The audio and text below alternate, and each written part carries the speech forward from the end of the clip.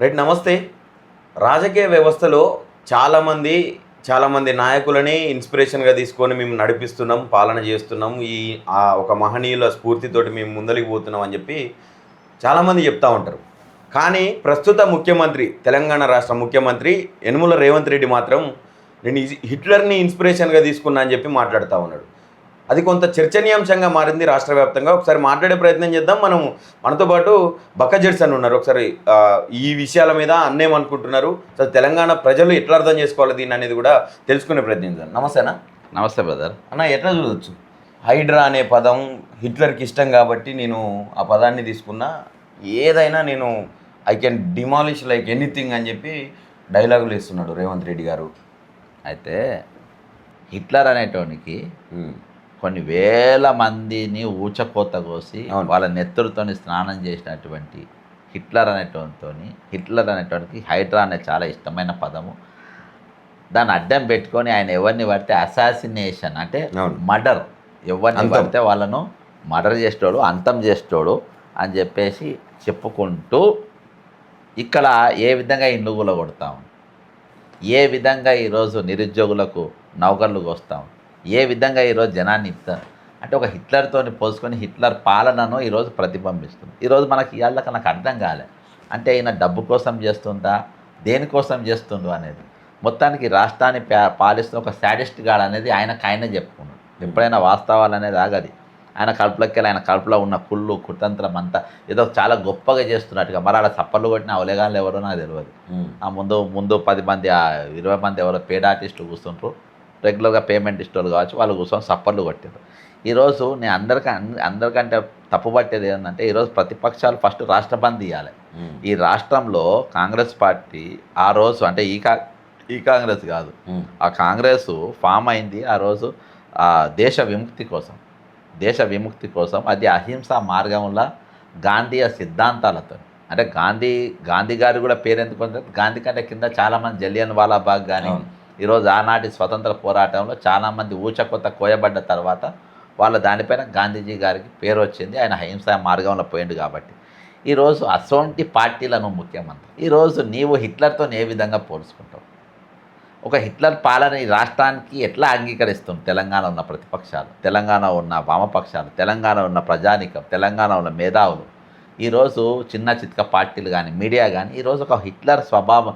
ఇప్పటి వరకు స్వతంత్రం వచ్చిన నాటి నుండి ఏ రాష్ట్ర ముఖ్యమంత్రి కానీ ఏ ప్రధానమంత్రి కానీ ఇవాళ వరకు ఒక హిట్లర్ విధానంలో నేను ఇక్కడ పాలన చేస్తున్నా అని చెప్పలేదు. కానీ ఈ దరిద్రుడు, ఈ రేవంత్ రెడ్డి అనేటోడు, ఈ ఫాల్తుగాడు ఇటువంటి పదం వాడుతున్నప్పుడు వెంటనే ఈరోజు తెలంగాణ బంద్ కావాలి. ఈరోజు ఇది చాలా పెద్ద ఇష్యూ. ఇది రేపు ప్రజాస్వామ్యానికి ఇదొక గొడ్డలి పెట్టు కాబోతుంది, ప్రజాస్వామ్యానికి ఇదొక అంకుశం లెక్క కాబోతుంది. కాబట్టి ఖచ్చితంగా దీన్ని ఆపాల్సిన అవసరం ఉంది. ఇటువంటి పాలన ఎన్ని రోజులు కొనసాగుతాయి? అందరికంటే ముఖ్యంగా ప్రతిపక్షాల కంటే ముఖ్యంగా స్వపక్ష నేతలు ఈరోజు ఇమీడియట్గా మీటింగ్ పెట్టాలి. మహేష్ కుమార్ గౌడ్ నువ్వు స్పందించాల్సిన అవసరం ఉంది. నీవు దీన్ని ఏ విధంగా ఎక్స్ప్లెనేషన్ ఇవ్వద్దు. అదేనా బట్టేవాది మాటలు మాట్లాడదు. ఈరోజు మీ ముఖ్యమంత్రి అనేటోడు వాడు మాట్లాడిండు, వాడిని వెంటనే ఈరోజు మీరు ఇమీడియట్ పార్టీ మీటింగ్ పెట్టి దాన్ని ఖండించాలి. ఈరోజు క్యాబినెట్ సమావేశం ఏర్పేది ఇటువంటి ముఖ్యమంత్రి మాకు అవసరం లేదని చెప్పాలి. సిఎల్పి సమావేశం పెట్టి వీడిని బైకాట్ చేయాలి. అర్థం, వీడిని ఇంకా తెలంగాణ ముఖ్యమంత్రిగా ఉంచుకున్నందుకు మన దౌర్భాగ్యం. ప్రతిపక్షాలు ఇమీడియట్గా తెలంగాణ బంద్ పిలిపియాలి. ఎక్కడికక్కడ రాష్ట్రం స్తంభించిపోవాలి. ఈరోజు తెలంగాణ ఏర్పాటు కాదు, ఈరోజు ఏకంగా భారతదేశ స్వాతంత్రాన్ని, భారతదేశ ప్రజాస్వామ్యాన్ని ఈరోజు ఏలెత్తి చూపించిన పరిస్థితి, ప్రజాస్వామ్యం కళ్ళల్లో ఏలు పెట్టి గెలికిన పరిస్థితి. కాబట్టి ఇటువంటి ఫాల్తుగాడు సీఎంగా కాదు, కౌన్సిలర్ కూడా ఉండడానికి వీల్లేదు. ఇటువంటి వెంటనే జైల్లో పడేయాలి, బయట ఉంచాలి. ఇటువంటి రాక్షసుని ఒక నరరూప రాక్షసునితో ఈరోజు వాడు పోల్చుకున్నంటే వాని స్వభావం ఎట్లుంటుంది అబ్బా. ఈరోజు తెలంగాణలో ఇటువంటి దరిద్రుడిని ఇంకా ముఖ్యమంత్రిగా ఉంచుకోవడానికి ఈరోజు తెలంగాణలో ఉన్న రాజకీయ వ్యవస్థ ఏ విధంగా ఒప్పుకుంటుంది, ఏ విధంగా ముందుకు సాగిస్తుంది? చాలా బాధాకరమైన విషయం. ఇంకోటన్నా, ప్రజలు కూడా ఫస్ట్ నుంచి ఫేస్ చేసుకుంటూ వస్తున్నారు. ఈ హైడ్రా పేరు మీద కావచ్చు, మూసి ప్రక్షాళన పేరు మీద, మూసి పరివాహక ప్రాంతాల్లో ఉన్నటువంటి ప్రజలు కావచ్చు, వీళ్ళు ఇచ్చినటువంటి హామీలకు సంబంధించి బాధితులు ఎవరైతే ఉన్నారో వీళ్ళందరూ కూడా ఇబ్బందులు పడుతూ ఉన్నారు. మన కాంగ్రెస్ ఏర్పడిన దగ్గర నుంచి ఇక ఈ మాటతోటి వాళ్ళందరూ అర్థం చేసుకోవచ్చా, ఇక నేను ఇట్లనే పరిపాలిస్తా, మీరు ఏం చేయలేరు అని చెప్పి హెచ్చరిస్తుండ అనుకోవచ్చా? బ్రదర్, వీడు ఒక హైడ్రా అనేది కాదు. ఈరోజు అంటే ఈయన స్వభావం ఏందనంటే ఈరోజు హిట్లర్ అంటే ఏం చేశా అంటే జనానికి అక్కడ ఊచకోత జరుగుతా అంటే ఇక్కడ వీడు ఫిడేల్ వాయించుకునేటోడు. ఆ విధంగా ఈయన జనంలో అంటే ఆయనకు ఒక నేను ఆయన చెప్పుకున్నాను కదా సాడిస్టిక్ ప్లెజర్ అని. అవును, సాడిస్టిక్ వాళ్ళు ఏడుస్తుంటే నాకు మంచిగా అనిపిస్తుంది. సాడిస్టిక్ ప్లెజర్ అని కూడా అంటే వాని లోపల ఉన్న స్వభావం ఇది. ఈ పదాలు ఎవరు కూడా ఇప్పటి వరకు మాట్లాడలేదు. నువ్వు నిరుద్యోగుల ధర్నా చూడండి, 29 జీవో పైన పోరాటం చూడండి, 46 జీవో పోరాటం చూడండి, గ్రూప్ 1 పరీక్షలు బరాబర్ పెట్టలే అన్న ఉద్యమం చూడండి, ఖాళీలో నింపాలన్న చూడండి, డిఎస్సి అభ్యర్థుల మధ్యరాత్రి వాళ్ళు తీసిన ర్యాలీలు గుర్తు చేసుకోండి. ఈరోజు ఇవన్నీ దేని మీద కూడా ఇన్ని ఉద్యమాలు జరిగినా ఏ ముఖ్యమంత్రి అయినా 2 నిమిషాలు స్పందిస్తారు. ఈరోజు పక్క రాష్ట్రం ముఖ్యమంత్రి ఈయన గురు ఓటుకు నోట్ల ఏ2ఓ ఏ3ఓ ఆయన కూడా ఈరోజు జాబ్ క్యాలెండర్ తెచ్చిండు, ఖాళీలో నింపుతుంది. జాబ్ క్యాలెండర్ ఎప్పుడు ఖాళీలు వస్తే అప్పుడు నింపుతూనే ఉన్నారు. మరి ఈయన ఏం చేస్తుంది, దరిద్రుడు ఏం చేస్తుండు అర్థమైందా? కాబట్టి చెప్పిండు కానీ 67,000 ఉద్యోగాలు. అరే బట్టెవాది మాటలు మాట్లాడద్దు అబ్బాయి నువ్వు. నేను ఒకటే చెప్తున్నా నీకు. నేను అబ్బాయి ఆఫీస్లో కూర్చున్నా, ఈ చెత్తా చెదరా ముచ్చట నాకు చెప్పొద్దు. నేను ఒకటి ఏం చెప్పినా వానికి, అరే నువ్వు చెప్పినావు కదరా 67,760 పోస్టులు ఇస్తున్నా కదా, నేను పోయి ఏడ కూర్చున్నా టీజీపీఎస్సీ ఆఫీస్లో కూర్చున్నా. మనకి ఎన్ని నిమిషాలు పడుతుంది? 5 నిమిషాలు పడుతుంది నోటిఫికేషన్. ఎందుకు పెట్టలే? వాళ్ళు లాస్ట్లో ఒప్పుకున్నాడు మా దగ్గర లేవు సార్, మా దగ్గర ఉద్యోగాలు మా దగ్గర లేవు అంటే మేము ఇయ్యలే, ఇస్తా ఉంటాయి అందులో ఇస్తున్న ముఖాన్ని ఇట్లా కొడుదురు. మా ముఖ్యమంత్రి అంటావా ఇక చూడు మేము ఇచ్చిన నోటిఫికేషన్ చూడు అని చెప్పి ఇట్లా కొడుదురు. నేను మీ ముందే చెప్తా ఈయనే ఎలాంటిదిందని, వీళ్ళ దగ్గర జవాబు చేయలేకుంటే అరెస్ట్ చేపిస్తారని. అంటే హైడ్రా పనితీరు గురించి కూడా మాట్లాడుతూ ఆ జర్నలిస్ట్ తోటి ఒకసారి మా స్టేట్కి వచ్చి అడగండి ఎట్లా ఉన్నది పరిస్థితి, బొంగులేకు ఉన్నదని చెప్పి ఆయన తెలుసా అన్ని. రామ్కు తెలియదా? అరే వీని ఎక్కడ ముఖ్యమంత్రి చేసిన ఆయన చెప్తుంటావా? రామ్ ఫస్ట్ బయటికి రాగానే ఫస్ట్ ఫోన్ కొట్టిన సోనియా గాంధీకి. ఈ దరిద్రుని ఏ చెత్తకెళ్ళి ఎత్తుకొచ్చుకున్నారు? For which garbage you lifted this bugger అని చెప్పిందట. బగ్గర్ అర్థమైందా? ఈ వేదవాన్ని ఎక్కడికి వెళ్ళి పట్టుకొచ్చిండ్రు ఈ పనికిమాలని. అంటే చెల్లపిల్ల జైల్లో దొరికిందంట. అలా జైల్లోకి పోయిన వాళ్ళంతా మహానుభావులు కదా, మేము కూడా ఆ కేటగిరీ అనుకున్నాము, మా రాహుల్ గాంధీ ప్రియాంక గాంధీ వాళ్ళని. అరే ఓ ఫాల్తు కానీ ఇవాళ ఒకడు యాపిల్ కొత్త ముఖ్యమంత్రి చేసి డీకే శివకుమార్ గారిని వాడు సగం యాపిల్ తిని సగం కార్యకర్తలకు ఇస్తుండు. ఏమనుకుంటున్నారు వీళ్ళు? ఎక్కడికి వెళ్ళి ఎత్తుకొచ్చింది ఇది? సిద్ధరామయ్య బ్రహ్మాండమైన ముఖ్యమంత్రి ఉండే, వీని తమ్ముడు 4,50,000 ఓడిపోయాడు డీకే శివకుమార్ గారు. వాడు వీడిని రికమెండ్ చేసిండు. వీడు ఆ కేసు వేణుగోపాల్ గారు ఈ తెలంగాణ ఉసుడు దాకి బ్రదర్ నేను చాలా డిప్లొమాటిక్గా మాట్లాడుతుంది, వాడు వీడు అని అంటున్నానంటే ఈరోజు నాకు వ్యవహారం తెలియక కాదు. ఈరోజు ఒక హిట్లర్తో పోల్చుకొని ఒక ప్రజాస్వామ్యానికి వ్యతిరేకంగా ఈరోజు మాట్లాడుతున్నట్టు వ్యక్తి, అసలు ఇక్కడ తెలంగాణ ఉన్న ప్రజానీకం యొక్క బ్రతికే ఈరోజు ప్రశ్నార్థకంగా చేసిన వ్యక్తిని, ఈరోజు ప్రజాస్వామ్యాన్ని ప్రశ్నార్థకంగా చేసినటువంటి వ్యక్తులను నేను మర్యాద ఇచ్చే అవసరం లేదు. అర్థమైందా? అంటే ఎంత కాదన్నా ఏం చేసినా మన ముఖ్యమంత్రి తెలంగాణ. అవునబ్బా, ఎంత చేసినా నేను ముఖ్యమంత్రి, నేను హిట్లర్ అంటున్నాడు కదా. హిట్లర్ ఎట్లయితారు చెప్పు మనకు? హిట్లర్ ఈరోజు 1000 మందిని ఊచకోత కోసినోడు. ఏ విధంగా నువ్వు హిట్లర్తో గాంధీతో పోసుకో, నెహ్రూతో పోసుకో, సుభాష్ చంద్రతో పోసుకో, భగత్ సింగ్తో పోసుకో, నీకేం పోయే కాలం రా? పోయి గవాన్తో పోసుకున్నావు, నీకేం పోయే కాలం వచ్చింది?